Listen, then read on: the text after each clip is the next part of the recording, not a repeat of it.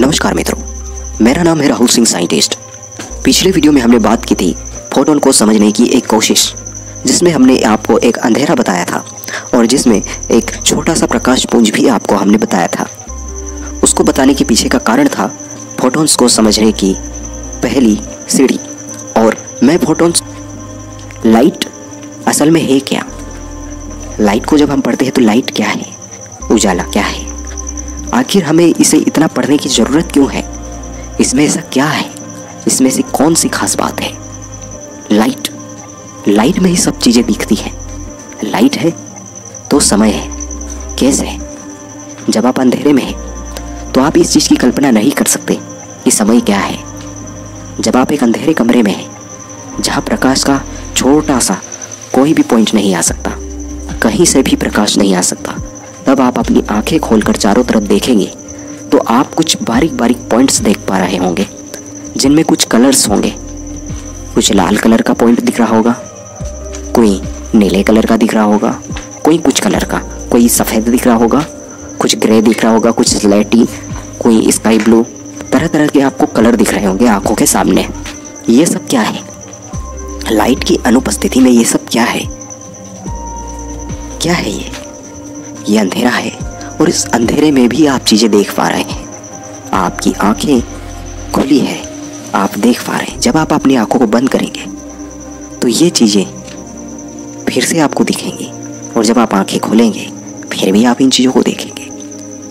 तो लाइट है तो समय है। अब आप एक अंधेरे कमरे में हैं, अब लाइट नहीं है, तो आप इस चीज़ की कल्पना करें कि समय क्या हो रहा है, कौन सा समय बीत रहा है।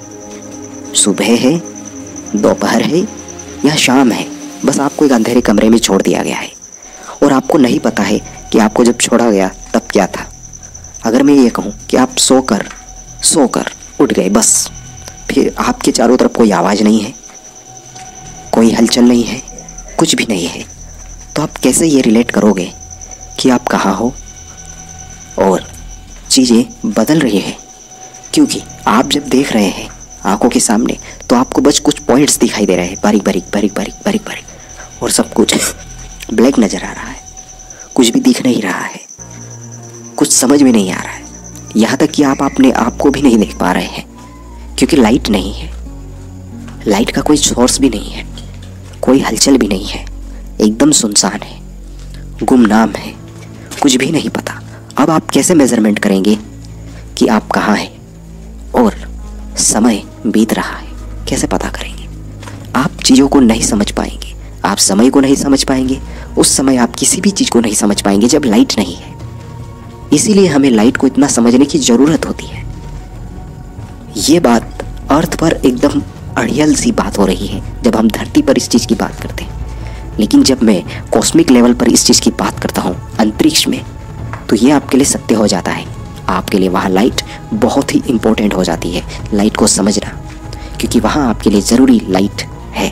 क्योंकि लाइट के बिना आप वहाँ कहीं भी नहीं जा सकते, और कहीं भी आप जाएंगे तो आपको सामने कुछ देखना है कि आप कहाँ जा रहे हैं, और आपको ये भी पता करना है कि असल में आप अपनी पोजीशन में चेंज कर रहे हैं, स्थिति में परिवर्तन कर रहे हैं, आप में कुछ मोशन है, मूवमेंट है। वो कैसे पता करेंगे? लाइट होने पर। लाइट LIGHT, लाइट, उजाला। तो ये लाइट फोटोन्स है। जैसे ही कहीं पर भी प्रकाश पुंज होता है, छोटा सा भी पुंज, जहाँ से भी छेद बना, वहाँ से लाइट का वो प्रकाश पुंज, वो किरणें तितर बितर होकर के पूरे कमरे में आ जाती है।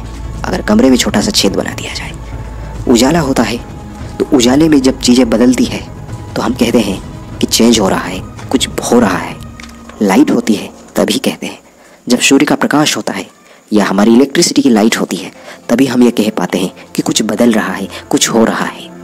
तो हम कहते हैं समय चेंज हो रहा है। तो हमारे लिए लाइट इतनी महत्वपूर्ण हो जाती है, समय की माप के लिए भी हम लाइट का यूज़ करने लगे हैं। बिना लाइट के हम ये नहीं कह पाते हैं कि कुछ बदल रहा है, क्योंकि अंधेरे में रहकर हम सारी चीज़ों को रिलेट नहीं कर पाते। समय का कहने का तात्पर्य मेरा ये नहीं है कि उस घड़ी में जो समय हो रहा है वो समय का मतलब है बदलाव। समय असल में बदलाव की एक माप है, और समय को हम लाइट से क्यों रिलेट कर रहे हैं, क्योंकि इसे समझने के लिए आइंस्टाइन ने भी उनको इसी से रिलेट किया था। उन्होंने लाइट को समझने के लिए समय के साथ रिलेशनशिप बनाई और उन्होंने लाइट को समझते समझते समझते एक नया क्वेश्चन बना लिया कि आखिर समय क्या है। और उसके बाद उन्होंने ये भी पता किया कि इसी समय में, लाइट में एक और चीज़ है, स्थान। उसके बाद उसी में अचानक से एक स्पीड वाला कॉन्सेप्ट आ गया, उसी में मोशन आ गया, मोमेंट आ गया।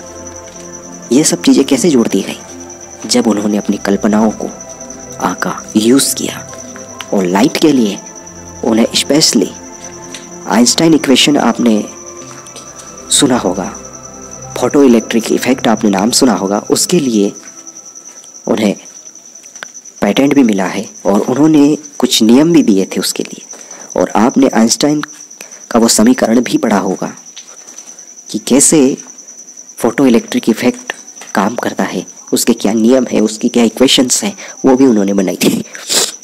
इसके लिए दुनिया में उन्हें जाना जाता है।